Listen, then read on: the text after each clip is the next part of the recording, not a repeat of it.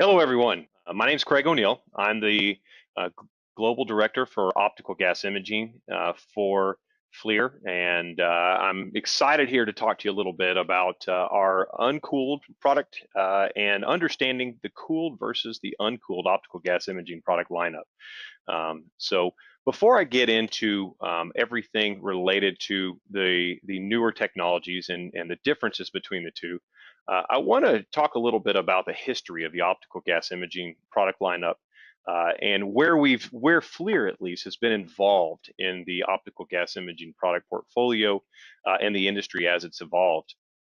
Our first attachment to optical gas imaging or involvement with optical gas imaging was in the 1980s, and a lot of people don't realize that's when we began discussions with some customers on optical gas imaging.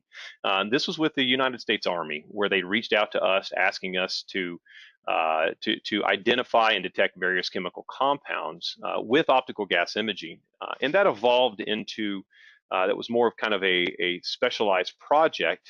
In the 1990s, FLIR had a camera from a previous company called Informetrics that utilized the ability to filter an optical gas imaging camera or an infrared camera to be more optical gas, where we could actually put a warm filter in between the lens and the detector itself, and was our first really step into a handheld optical gas imaging camera. And that really kind of comes back full circle when we talk later on today about optical gas imaging with filtering around the lens.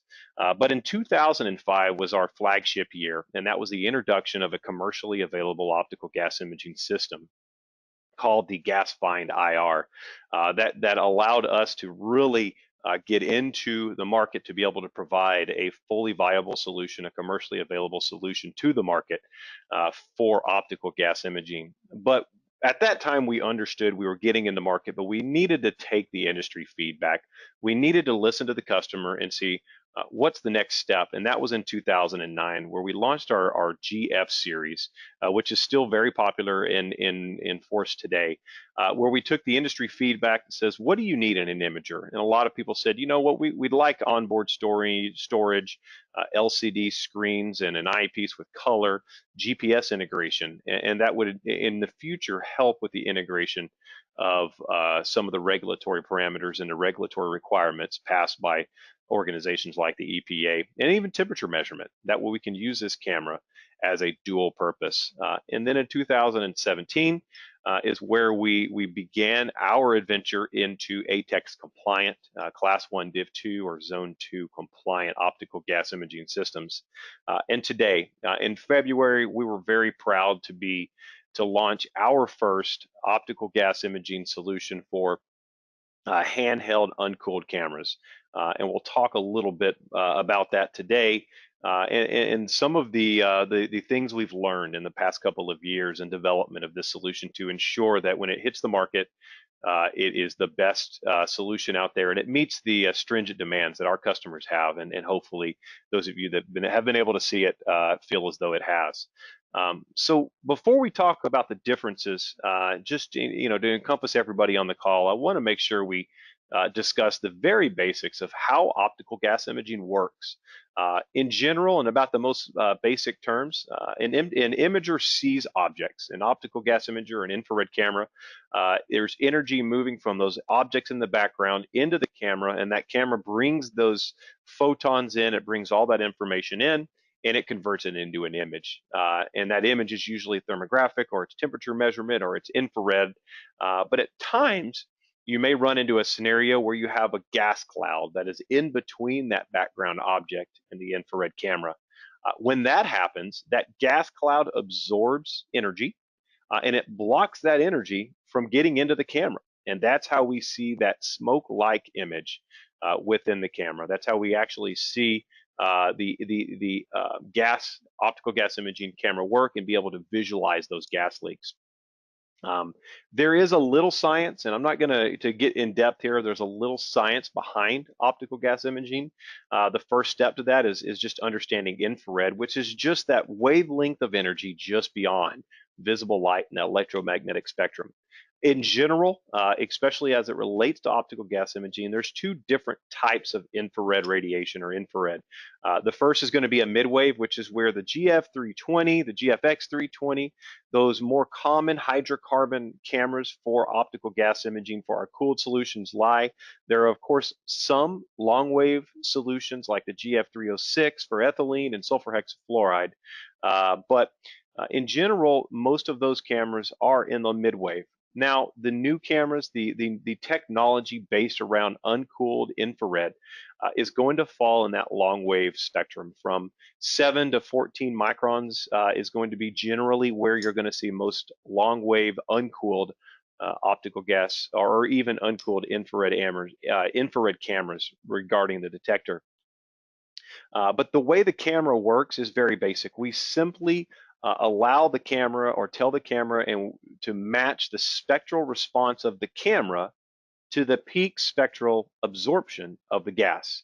And if you look at the image off to the right there, you'll notice methane has a peak spectral absorption in that midwave spectrum of around 3.2 to 3.4. It's around 3.33 or 3.35 micron.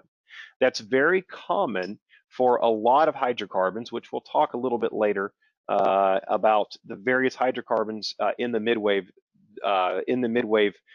section of the electromagnetic spectrum. But methane is unique in the sense that it also has a very heavy response for absorption in the long wave. You'll notice right around 7.7 microns, you'll see methane has a heavy response, and that is where the uncooled solution, the ability to utilize an uncooled camera specifically for methane, as well as other gases that may absorb energy within that spectrum. But that's why we're able to visualize methane so well with an uncooled camera detector. To basic or to look at a variety of gases, these are some very common gases in various industries or various industrial industries. Methane, of course, we looked at, which we have a camera. That methane is also just a common hydrocarbon or a VOC gas, so we can visualize that in that 3.2 to 3.4 micron. And of course, as I mentioned, we can see that in the early stages of uncooled or in the long wave spectrum. But other gases have very, very pinpointed and unique absorption spectra. As an example, carbon dioxide is around 4.3 micron. Carbon monoxide is around 4.6 micron. So both of these are in that midwave spectrum, and each of those are very independent and unique of each other in developing a cooled infrared camera that has the sensitivity that it needs with the filtering mechanism on the detector, which we'll talk about that a little bit. There are other gases in the long wave where we do have a camera that visualizes very common refrigerant gases like R22, called the GF304, and that's going to be just around the 9 micron range. And then one very, very common gas in the electrical distribution or electrical transmission industry is sulfur hexafluoride. And we can visualize that at around 10.6 microns. So again, we have a wide variety of gases that all have their own unique absorption spectrum, and we have a complete portfolio to fulfill that. But one of the questions we often get is how do you do that? How do you tune an optical gas imaging camera for these gases? Well, filters is not just for coffee, right? So we're utilizing filters within our infrared cameras. And this is about as basic as I can put it in a drawing for what a cooled camera, a cooled infrared camera would look like. In this camera, you'll notice you've got the IR detector where the red line is, and you have the spectral filter that is inside the camera body and inside what's defined as the cold shield. So it's inside the dotted line of that camera body. So when you have energy that goes through the lens, it hasn't gone through the filter yet. So you've got a wide amount of energy that goes through that lens of the camera that may be optimized for midwave, as an example. And then that energy gets filtered at that filter level before it gets to the detector. And you have a much more narrow bandpass of energy that is focused on the absorption spectra of those gases, and in this case would be a hydrocarbon type of gases, and that's where we mentioned that we match that spectral response of the camera with the peak absorption of the gas itself. But in an uncooled camera, in our new technology, you'll notice a couple of things. We're missing a number of parts here. And there's a huge advantage in missing some of those parts. One is cost. When you don't have a cold shield, you don't have the cooler built into the camera that's running 24/7, there is a much lower price point in cost in doing that. But one disadvantage potentially is you'll notice the filter has moved from inside the camera body to the actual lens itself. And we're actually utilizing a filtered lens in our uncooled camera. So what happens here is the energy comes to the lens.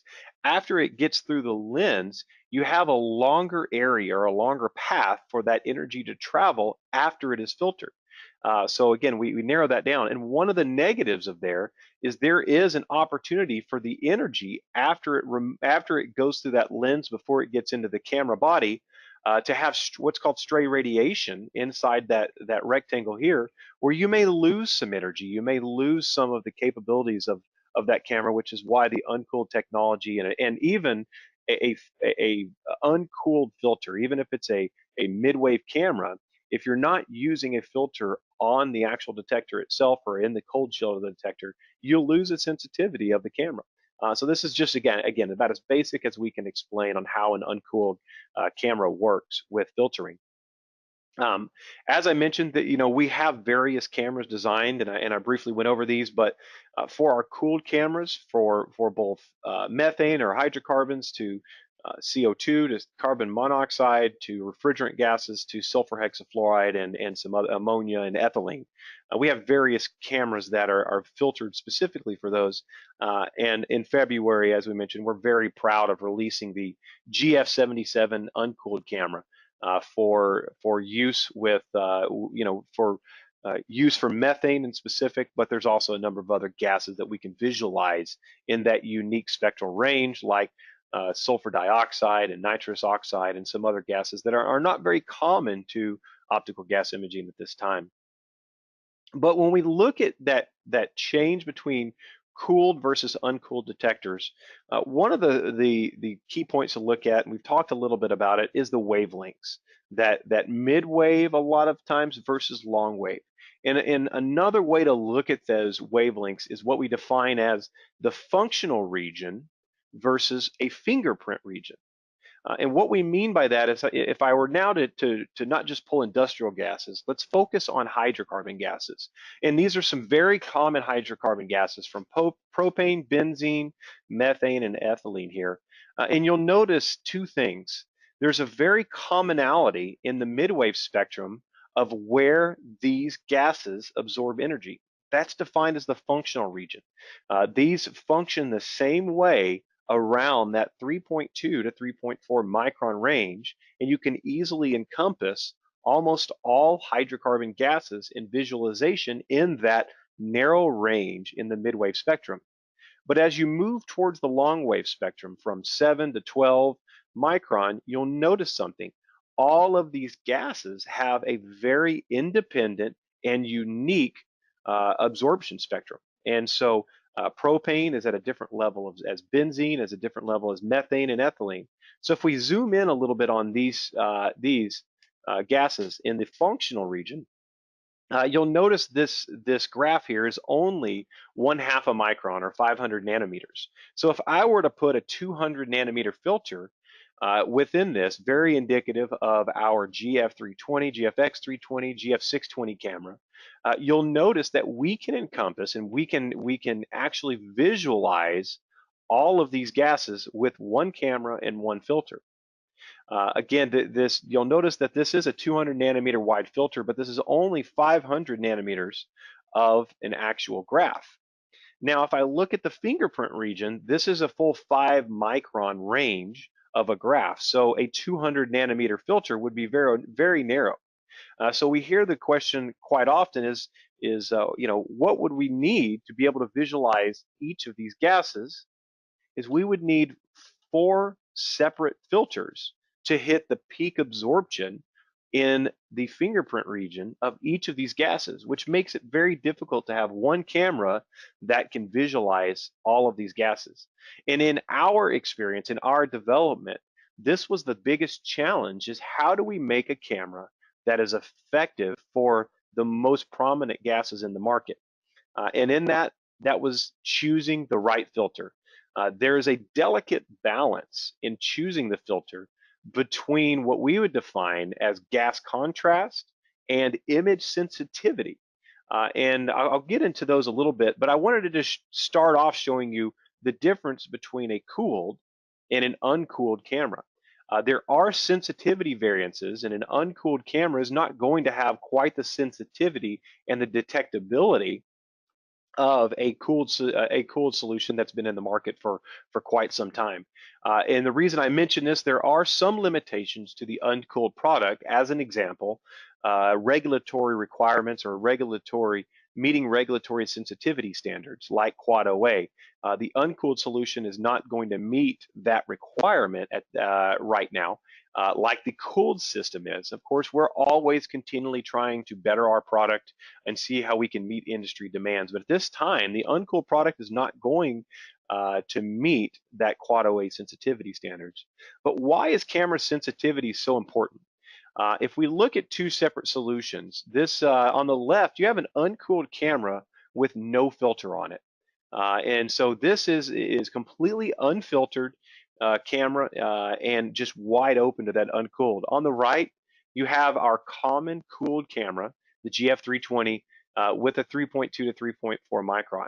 Not to get too much into the semantics, and we've done a noise equivalent concentration length webinar in the past if you wanted to do that, and there's a paper on this if you're interested. But the noise equivalent concentration length is kind of like NETD for temperature measurement, but for optical gas imaging. And what that is we're measuring how sensitive a camera is at detecting a gas over a path length. So for an unfiltered, uncooled camera, it's around 1,000 parts per million meters.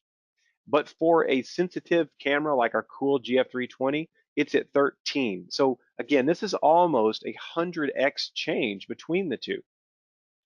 One of the common questions that we've had since we've launched this product is says, okay, why don't you just make a bigger filter? Why don't you make a filter that would encompass all of the gases, or make one all the way across the entire spectrum of long wave gases? And we, in our research, we looked at that. And now I go back to this video and say, what happens with a wide open filter is you have around 1,000 parts per million meters NECL, or noise equivalent concentration length. In other words, the sensitivity of that camera to see gas. But when we experimented and we worked on finding that filter, that right filter for this, from 7 to around 8.5, we were able to visualize this and have a sensitivity 10 times better at around 100 parts per million per meter. And so again, we're able to very much make the camera extremely high contrast for gas detection. And so we're very proud of where we are with this. Now, if you look at adding filters, the next question that we get a lot of the time is, why don't you just narrow that filter down? All I care about, Craig, is methane. So why don't I just make a single filter, a very narrow filter for methane? And in our experience, and we're going to go back to that uncooled filtering image, what happens here is you've got the energy that this yellow line, as you narrow the amount of energy that comes through the lens with the filter, that those yellow lines get way too small. And what happens when those yellow lines get that small is it becomes very challenging to get enough energy to even make a viable image. So in balancing gas contrast with the image sensitivity, as an example, if you were to take an image on the left from using a camera with a wider focus, or a much wider filter, or even no filter, you're going to get a better quality of that handprint on the wall. This is the old FLIR salesman trick of just putting a handprint on the wall and showing you how good a camera is.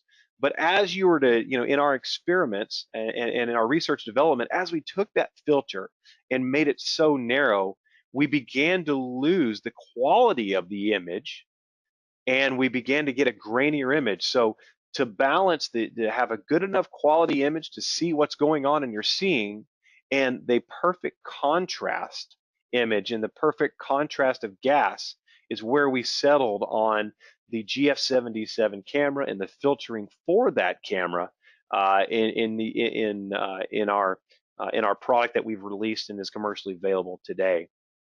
To understand a little bit and to kind of recap on the cooled versus uncooled, there are considerable advantages of the uncooled solutions. The first one is lower in cost as well as less maintenance.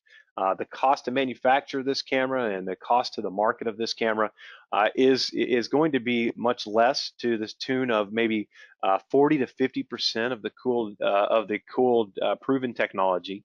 But it's also going to require less maintenance.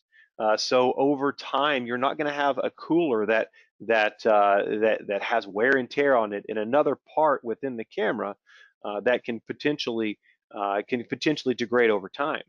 There are also gases that potentially can be seen only in the long wave spectrum, like sulfur dioxide.